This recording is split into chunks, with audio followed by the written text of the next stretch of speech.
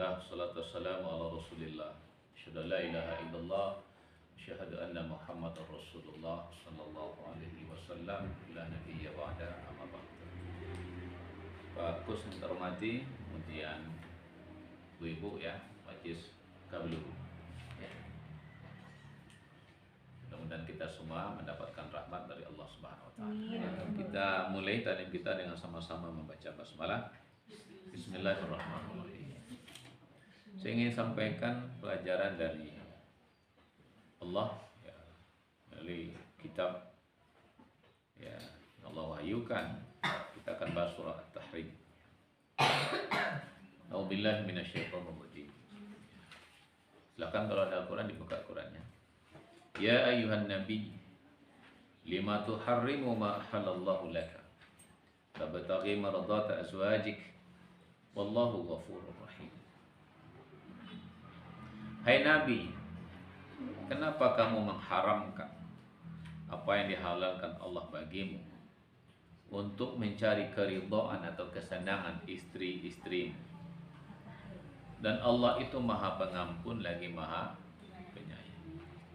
Qad faradallahu lakum tahillata aymanikum wallahu maulakum wa huwal alimul hakim. Sesungguhnya Allah telah memfardukan bagimu untuk membebaskan kamu dari sumpah-sumpah, dan Allah adalah pelindungmu, dan Ia Allah Maha mengetahui lagi Maha bijak. Ibu semua ya, surah ini disebut surah At-Tahrim karena ada di sana diambil dari kalimat lima tuharrimu ma halallahu laka. Kenapa kamu mengharamkan apa yang dihalalkan oleh Allah bagimu? Ya. Ada pengharaman yang dilakukan oleh Nabi pada dirinya, padahal itu sesuatu yang halal untuk mencari kesenangan istrinya. Lalu Allah melarangnya. Kenapa? Artinya ini tidak boleh. Ya, ibu semua ya. Dia istri-istri Nabi itu kan ada beberapa orang, ya. Lalu di antara istri Nabi itu, ya, ada yang namanya pedusi ibu-ibu. Sejak dulu sampai kini tetap ada cemburu, ya.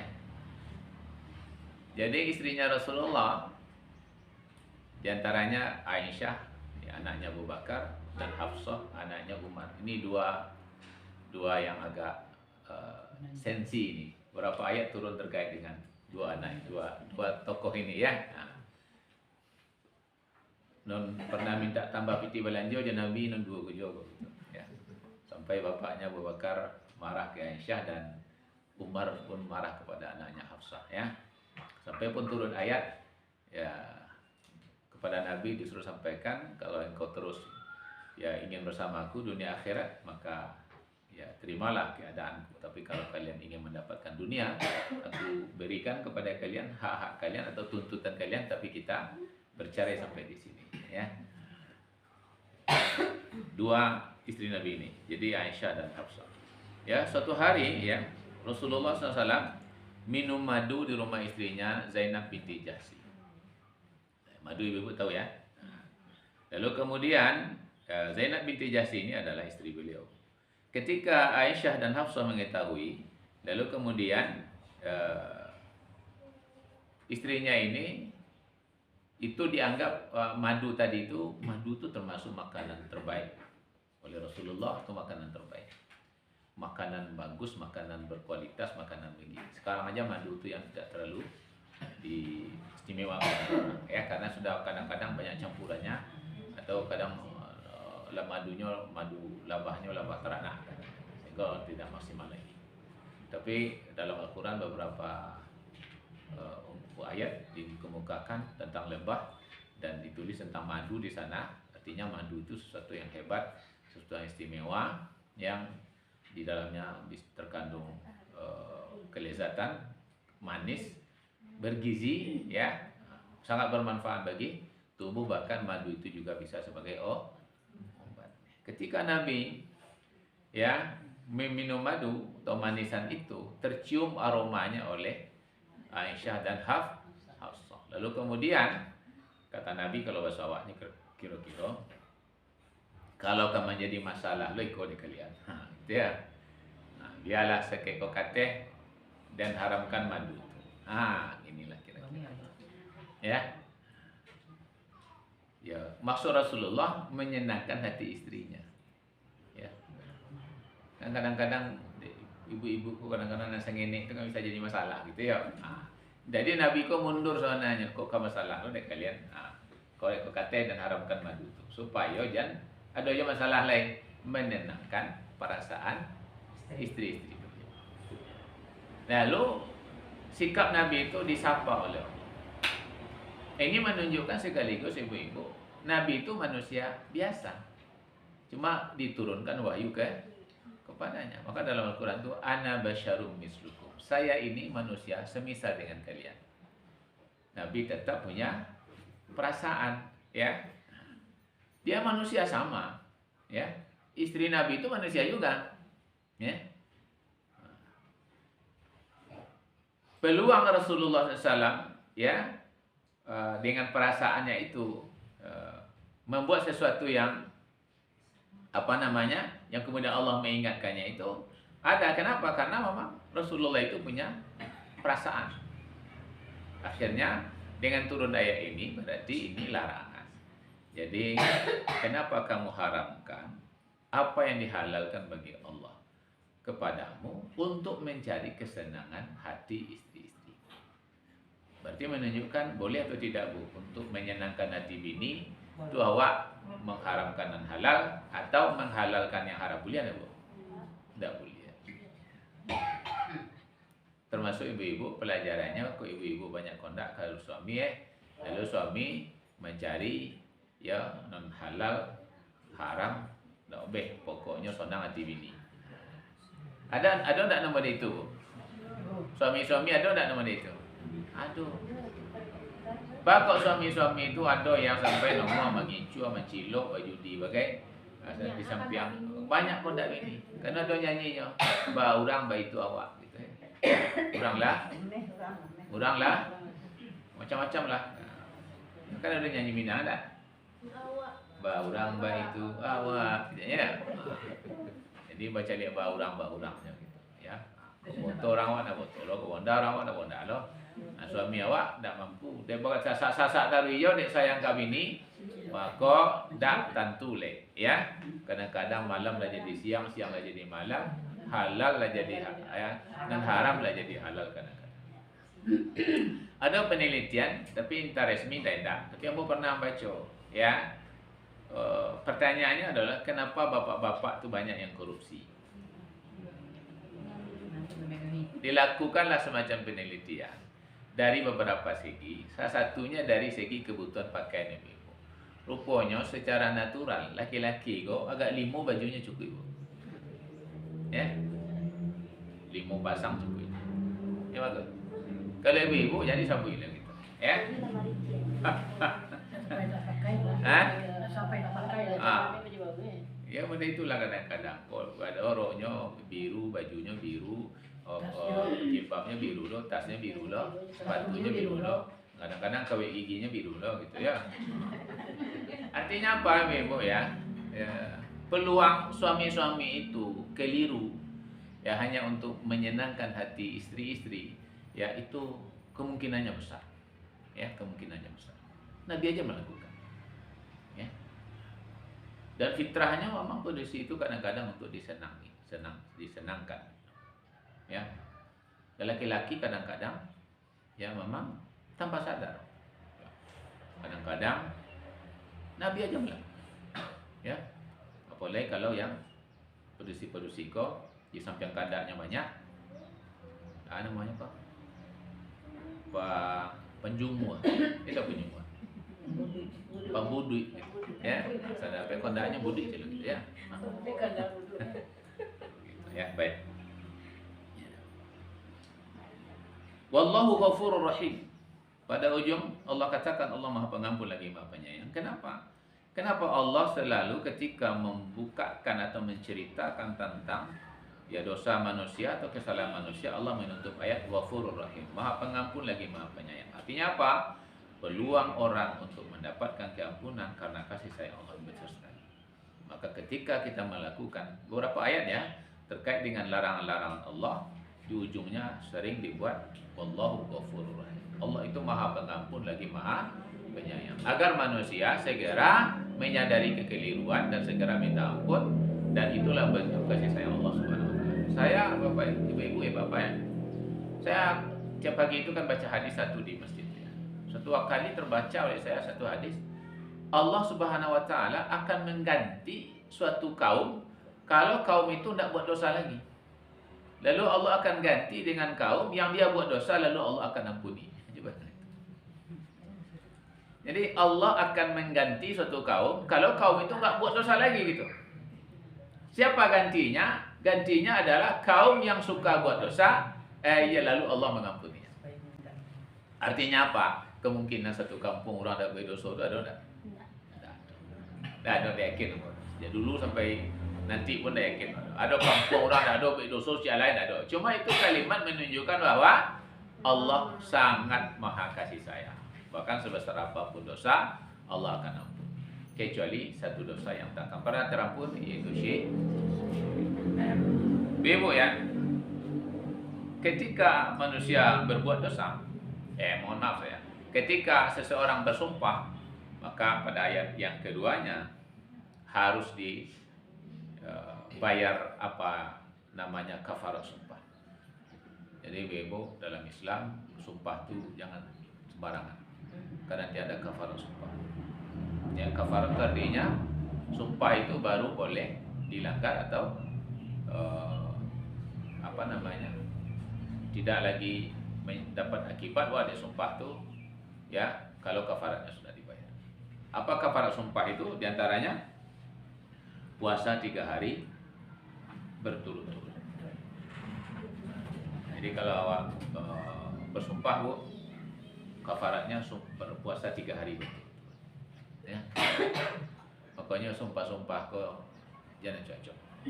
Ya, baru itu karena sumpah itu kalau istilah orang awak, kalau lakukan sumpah itu kate ada bucuk ke bawah ada borek di tengah digiring kumbang. Nah, bahasanya apa tuh Ibu? Kalau kan sumpah itu amal orang awak. Ya. Dunia akhirat. Makanya jangan mudah bersumpah-sumpah, apalagi bersumpah pada sesuatu yang ya tidak perlu bersumpah. Kini kan ada orang mudah bersumpah-sumpah, ya. Nah, bersumpah dan awak batang lama kau ditelepon dari seseorang suami ya. Awak istri awak kedapatan dia orang termasuk anak awak bobek serong. Nyo budak awak dah. Itu wabonan kami ni nyekecel nyo. Pokoknya kau masih nyo injak Al-Quran nyo. Dawak ke satu tak ngelajuan tu tu. Tu bah tu. Ya cama. Bersumpah menjak Al-Quran kau di beberapa negara ada nampak kau. Ya awak ada. Itu apa itu? Ya. Jadi orang sumpah nginjak-nginjak Quran itu enggak benar.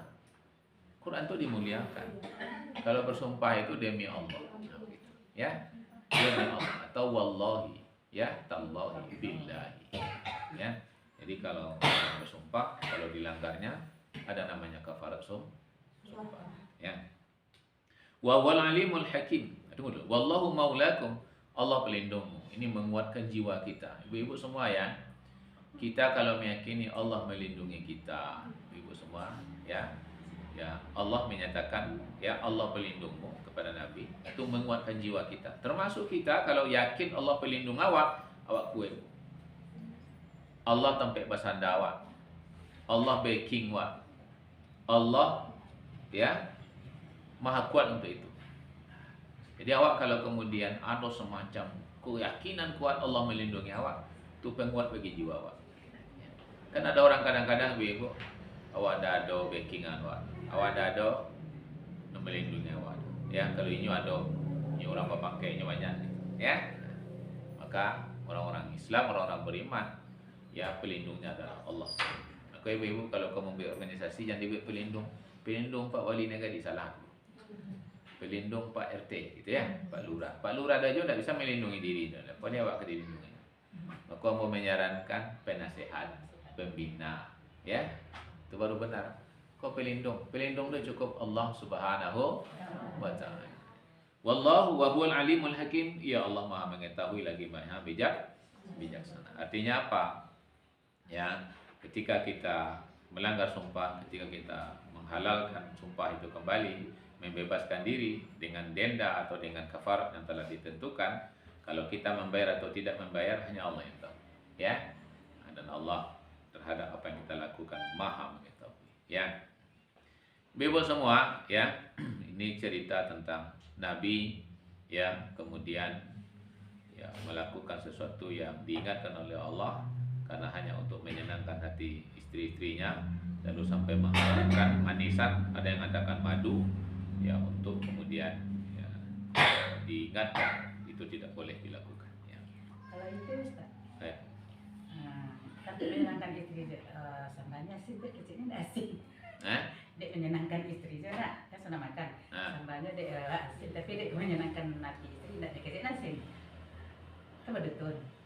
Kata ada satu hadis bahwa untuk menyenangkan istri boleh bohong. Cuma dalam catatannya ya bohong itu bukan untuk bukan untuk selamanya. Ya. Kalau misalnya untuk ini asin, ini udah lama, itu kecil lama.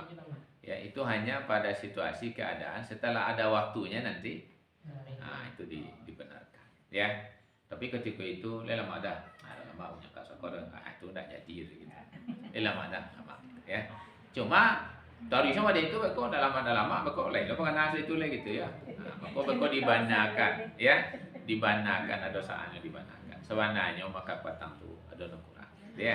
Jadi awak bohong itu ada batasnya, bukan untuk bohong selamanya. Ya. Tapi tidak pula bohong mungkin. Bohong itu sebenarnya memang tidak dianjurkan, tidak benar. Ya. Cuma mungkin cari helah lah gitu. Helah boleh, ya. Lelah madah lain. Cuma mungkin mereka diikuti dengan ya, atau di lain waktu kemudian diluruskan, ya. Sebab kalau lain tadi kiranya ndak lama sebenarnya, ya. Kemudian ya ayat berikutnya itu masih penjelasan rangkaian daripada sebelumnya ketika Nabi berbicara rahasia dengan sebagian istrinya ya untuk kemudian ya, karena istri Rasulullah itu ada beberapa orang lalu kemudian ada pembicaraan yang dirahasiakan ya yang hanya kalau istilah orang wako dan sebinjai gitu ya. Tidak semuanya diceritakan, tidak semuanya dikemukakan. Dan itu adalah bagian daripada hal-hal yang kemudian diberitahu oleh Allah ya sebagai sesuatu yang perlu diluruskan.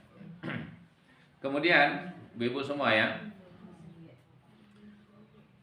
ketika Nabi istri-istri Nabi ya seperti yang dikatakan tadi ya banyak tuntutan atau ada sesuatu yang tidak menyamankan diri Nabi, lalu kemudian ya istri-istri Nabi kemudian diberikan peluang ya.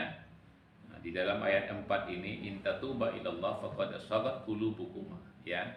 Jika kamu berdua bertobat termasuk Aisyah dan Hafsah tadi ya kepada Allah ya, lalu kemudian faqad sagat qulubukum ya, maka sungguh hati kamu berdua telah condong untuk menerima kebenaran.